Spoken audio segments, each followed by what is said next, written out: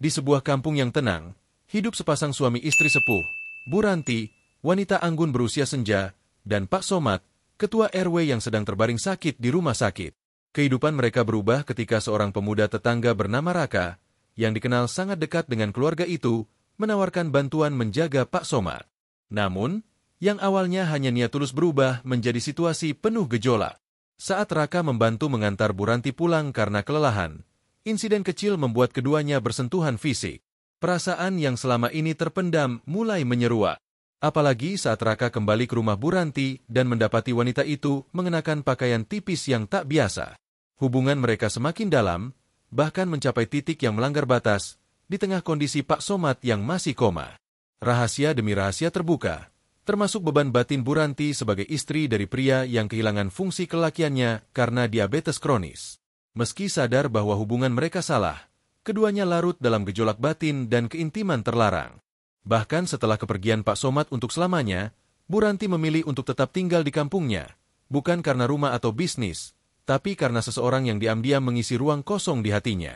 Kini, setiap kali malam datang dan kenangan kembali, satu panggilan telepon dari Bu Ranti cukup untuk membuat Raka kembali menjalani kisah yang tak seharusnya terjadi, sebuah rahasia gelap yang hanya mereka berdua tahu. Senja di kampung Cendana selalu memiliki warna yang berbeda. Langit bersemu jingga, namun udara seolah menyimpan bisikan yang sulit dijelaskan. Hari itu, angin berhembus pelan saat suara azan maghrib berkumandang sayup dari surau kecil di ujung jalan. Di balik pagar kayu yang mulai rapuh, sebuah rumah tua berdiri tegak. Di dalamnya, tinggal sepasang suami istri yang sudah sepuh, Bu Ranti dan Pak Somad. Pak Somad adalah ketua RW yang dihormati warga. Sosok yang tegas, bersahaja, namun akhir-akhir ini mulai jarang muncul karena sakit yang kian hari kian menggerogoti tubuhnya. Kata dokter, diabetes yang dideritanya sudah menjalar ke organ dalam dan kini ia dirawat di ICU, tak sadarkan diri.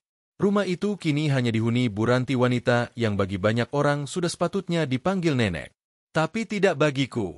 Aku, Raka, pemuda 27 tahun yang tinggal tepat di sebelah rumahnya, melihat sosok Bu Ranti dari sudut yang tak semua orang pahami.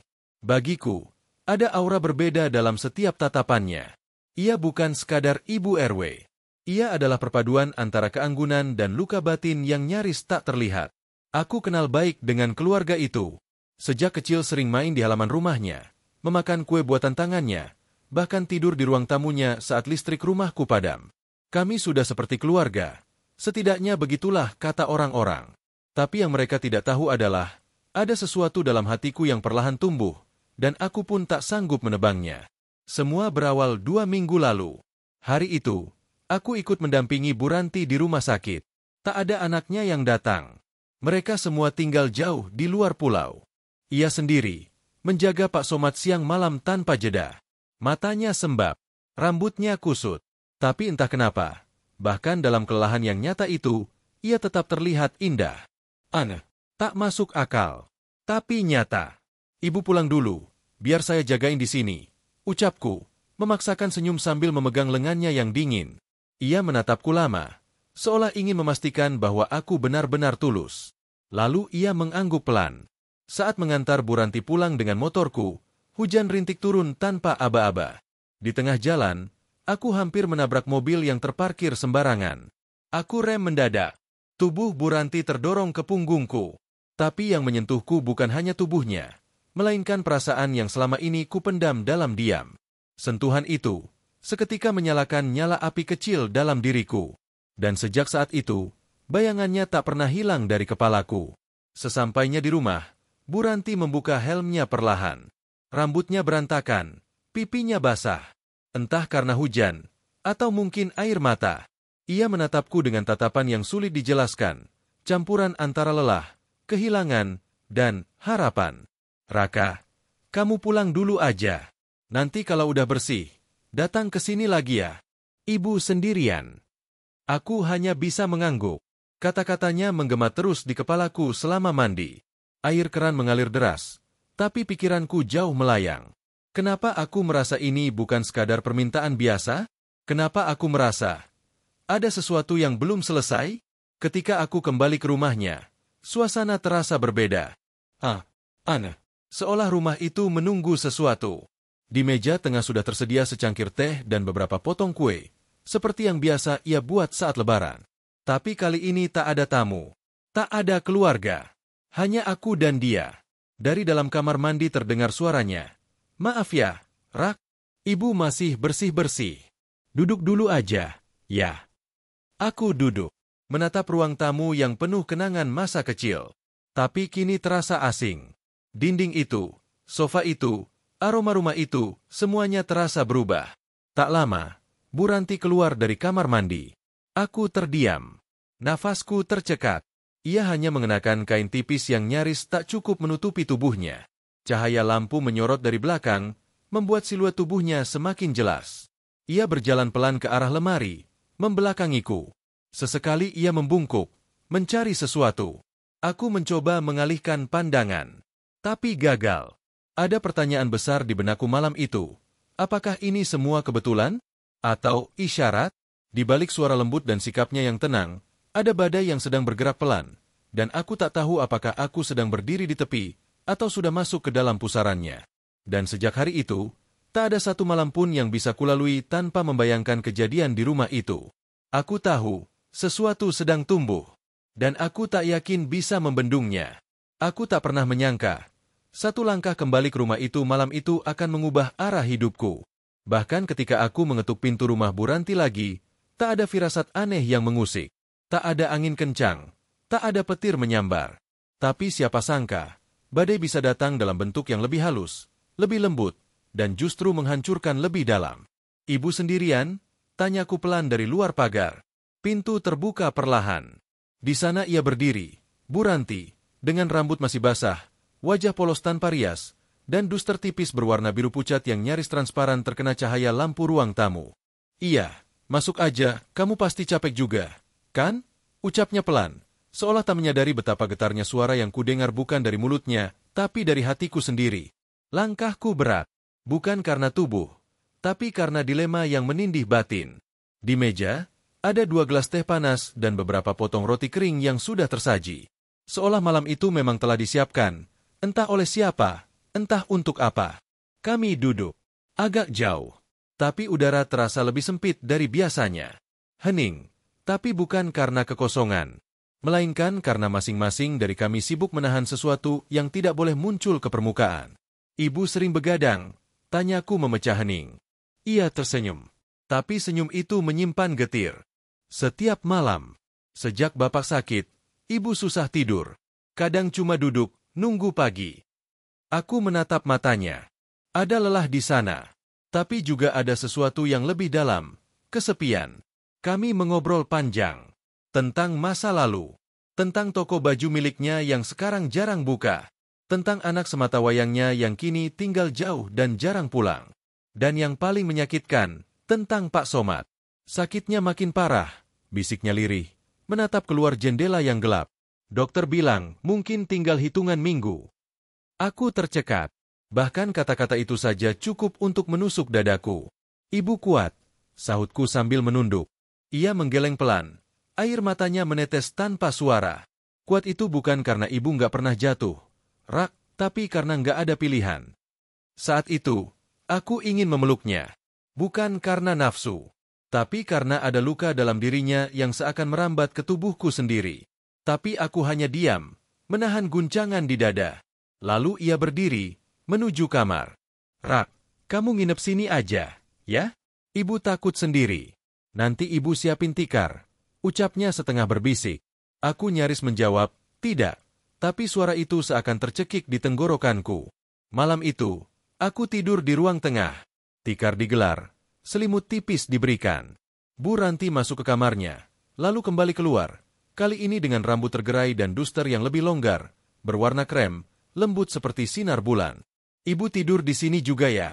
Dekat kamu. Biar nggak sepi," ucapnya tanpa beban, seolah ini hal biasa. Kami berbaring bersisian. Jarak kami hanya seukuran 1 telapak tangan. Aku tak bisa memejamkan mata. Suara detak jam dinding seperti palu yang menghantam batinku. Detik demi detik berlalu, dan aku sadar, ini bukan malam biasa. Ini malam di mana segala yang kusimpan selama bertahun-tahun berisiko tumpah. "Raka," bisiknya pelan. "Ibu boleh cerita sesuatu?" Aku menoleh. Apa, Bu? Ia menarik napas panjang, lalu berkata, sejak Bapak sakit semua berubah. Bahkan hal-hal paling sederhana dalam rumah tangga, pelukan, sentuhan, semuanya lenyap. Ibu merasa kosong. Hening. Aku tahu aku harus diam. Tapi saat aku ingin mengalihkan pandangan, tiba-tiba ia menggenggam tanganku. Tangannya dingin. Tapi menggigilnya bukan karena suhu, melainkan karena gejolak. Maaf ya, Ra. Ibu nggak tahu harus cerita ke siapa lagi. Aku tak menjawab. Tapi aku juga tak melepaskan genggamannya. Kami hanya saling diam. Di bawah langit malam yang terlalu sunyi untuk dua jiwa yang sama-sama kesepian. Dan saat itu, aku tahu. Ini baru permulaan. Malam itu, keheningan tak lagi memberi rasa nyaman. Ia berubah menjadi sesuatu yang menyesakan. Seperti ruang tanpa jendela di mana aku dan Bu Ranti terkurung oleh gejolak yang tak punya nama. Suara detak jam dinding terus berdetak. Namun setiap ketukannya terasa menampar kesadaranku yang perlahan terkikis. Aku masih terbaring di tikar tipis. Dengan selimut hanya menutupi setengah badan. Sementara di sampingku, tubuh Bu Ranti berbaring tenang, meski aku tahu hatinya pasti bergemuruh seperti milikku. Hembusan napasnya pelan, seolah ingin menyampaikan bahwa ia masih terjaga, menunggu atau bertahan dari badai yang sedang ia peluk sendiri. Raka, suaranya memecah malam. Lembut. Aku menoleh, dan mendapati mata itu menatapku. Mata yang dulu sering memberiku permen saat kecil, kini menatapku dengan cara yang sama sekali berbeda. Matanya tak lagi sekadar memancarkan kasih seorang ibu, tapi luka yang dalam dan belum sembuh. Ibu sering berpikir, lanjutnya, apakah hidup ini cuma tentang bertahan demi orang lain, bukan untuk diri sendiri? Aku ingin menjawab, tapi kata-kata terasa terlalu dangkal untuk menampung luka sebesar itu. Ia menunduk, tangannya bermain-main dengan ujung selimut. Bapak, sejak sakit, dia berubah. Bukan hanya fisiknya, tapi jiwanya. Ibu berusaha setia. Ibu terus jaga. Tapi, siapa yang jaga ibu? Ucapan itu seperti cambuk yang menyayat. Aku tahu ia tak sedang minta dikasihani, tapi minta dipahami. Dan di malam yang terlalu sunyi untuk dua jiwa yang terluka, tak ada yang lebih membahayakan daripada rasa saling mengerti yang terlalu dalam. Tiba-tiba, ia mendekat. Bukan dengan gerakan yang menggoda, melainkan seperti seseorang yang kehabisan tempat berpijak. Seperti seseorang yang hanya ingin merasa hidup, walau sesaat. Tangannya menggenggam jemariku lagi. Kali ini, tak ada lagi ragu. Apa kamu jijik sama ibu? Tanyanya tiba-tiba. Aku menggeleng. Tapi suara tak keluar. Tenggorokanku kering. Ibu cuma pengin merasa dicintai. Sekali saja. Tanpa beban. Tanpa kewajiban. Seperti dulu waktu muda. Waktu segalanya masih hangat. Ia bersandar pelan di bahuku. Tubuhnya dingin. Tapi aku bisa merasakan panas yang membuncah dari dalam dadanya. Aku tidak menolak. Tapi aku juga tidak merangkul. Kepalaku penuh suara benturan antara akal dan rasa. Ini salah, batinku. Tapi kenapa tubuhku tak beranjak? Kenapa justru aku tenggelam lebih dalam ke dalam pelukan itu? Seketika hujan turun di luar. Gerimis yang pelan namun konstan. Seolah langit ingin ikut menyamarkan apa yang tak bisa dunia pahami. Aku menarik napas panjang. Bu, kita gak bisa kayak gini, ucapku pelan. Tapi ia tidak menjauh. Ia justru menyandarkan kepalanya lebih dalam ke dadaku. Bukan kamu yang ibu lihat, Rak, tapi diri ibu sendiri. Diri yang sudah lama hilang. Dan malam ini, ibu cuma pengin dia balik, meski sebentar saja. Tubuhku gemetar. Bukan karena dingin, tapi karena perang batin yang memukul dari segala arah. Ini bukan tentang nafsu. Ini tentang luka yang terlalu lama dipendam dan akhirnya menemukan ruang untuk meledak. Kami diam lama. Sampai akhirnya ia beranjak, berdiri, dan berjalan menuju dapur. Tapi langkahnya seperti orang linglung. Duster krem itu mengikuti geraknya seperti bayangan yang memeluk tubuhnya. Lalu dari arah dapur, ia berseru, Rak, kamu pasti belum makan malam ya? Aku hanya menjawab dengan helaan napas. Perutku memang kosong, tapi hatiku lebih lapar. Lapar akan kepastian, akan jawaban. Tak lama, ia kembali membawa sepiring mie rebus. Sederhana, tapi hangat. Ia duduk di depanku. Wajahnya kini lebih tenang, Tapi ada keretakan di balik senyum itu. Keretakan yang hanya bisa terlihat oleh orang yang sudah terlalu sering memandangnya diam-diam seperti aku. Kami makan dalam diam. Tapi setiap suapan terasa seperti menelan rasa bersalah sedikit demi sedikit. Lalu ia berdiri lagi, kali ini menuju kamarnya. Rak, kalau kamu mau, kamu bisa tidur di kamar ibu malam ini. Kasurnya lebih empuk. Kamu pasti pegal tiduran di lantai, ucapnya tanpa menoleh. Hatiku tercekat. Bapak gak ada di rumah. Gak ada yang bisa salah, kecuali kalau kamu yang mulai berpikir macam-macam, katanya sambil tersenyum kecil, separuh bercanda, separuh menantang. Aku tak menjawab, tapi langkah kakiku mengikuti. Seperti tali tak terlihat yang menarikku masuk ke dalam rumah itu, dan juga ke dalam hidupnya. Di depan pintu kamarnya, aku berdiri, menatap gagang pintu yang setengah terbuka. Dari celahnya, kulihat ia membelakangiku, sedang duduk di ranjang, menyisir rambutnya pelan. Saat ia menoleh, mata kami bertemu. Lama. Dan untuk pertama kalinya malam itu, aku melihat mata itu tak hanya menyimpan luka, tapi juga undangan. Undangan ke dunia yang bisa membuatku kehilangan segalanya, atau merasakan sesuatu yang tak pernah kupunya. Pintu kamar itu terbuka sepenuhnya malam itu, bukan hanya secara fisik, tapi juga secara batin. Aku berdiri di ambang ambiguitas, di mana satu langkah ke depan berarti meninggalkan segala yang pernah kuanggap benar. Tapi dua langkah mundur akan mengekalkan rasa sesal yang sudah terlalu lama bertengger di dadaku. Bu Ranti duduk membelakangiku, di tepi ranjang yang sunyi. Rambut panjangnya terurai, melingkar lembut di punggung. Kain tipis yang dikenakannya tak mampu menyembunyikan apapun, terutama luka dan sepi yang selama ini disimpannya sendiri. Saat ia menoleh perlahan, mata kami bertemu. Tapi kali ini tak ada lagi tanya. Tak ada lagi jeda. Yang tersisa hanyalah dua jiwa yang telah terlalu lama berjalan dalam diam, dan kini akhirnya saling menemukan di tengah badai sunyi yang tak terbendung. Masuklah, Rak, ucapnya lirih. Kita sudah terlalu banyak pura-pura kuat. Aku melangkah pelan, seperti ditarik oleh benang yang tak kasat mata. Detik demi detik menjadi gema dalam dadaku. Nafasku berat. Dinding kamar itu terasa lebih sempit, seakan menutup diri dari dunia luar, seperti rahasia yang tak ingin diketahui siapapun. Ia menepuk sisi kasur di sebelahnya, lalu berkata, tak ada yang perlu kita katakan, kan? Malam ini, biarkan ibu merasakan hangatnya dipeluk.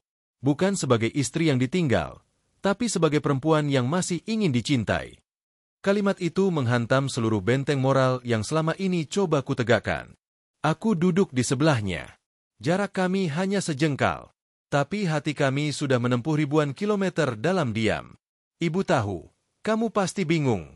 Tapi ibu juga manusia.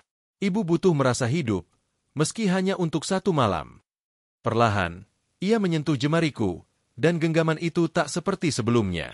Ada getir, ada keraguan, tapi juga ada permohonan diam-diam yang tak terucapkan. Dalam genggamannya, aku bisa merasakan getar ketakutan, sekaligus keberanian yang tak biasa. Kami duduk lama tanpa kata. Hanya suara hujan di luar jendela yang menjadi latar. Tapi di dalam ruangan itu, badai jauh lebih besar. Bukan badai angin, tapi badai batin, yang menyeret dua manusia ke dalam pusaran yang tak mereka minta, tapi tak sanggup mereka tolak. Lalu ia menyandarkan kepalanya di pundakku. Tubuhnya dingin, tapi pelukannya hangat. Pelan-pelan, ia berbaring, menatap langit-langit dengan pandangan kosong. Aku lelah jadi kuat, ucapnya pelan. Bahkan anakku tak lagi tahu caranya menatap mata ibunya.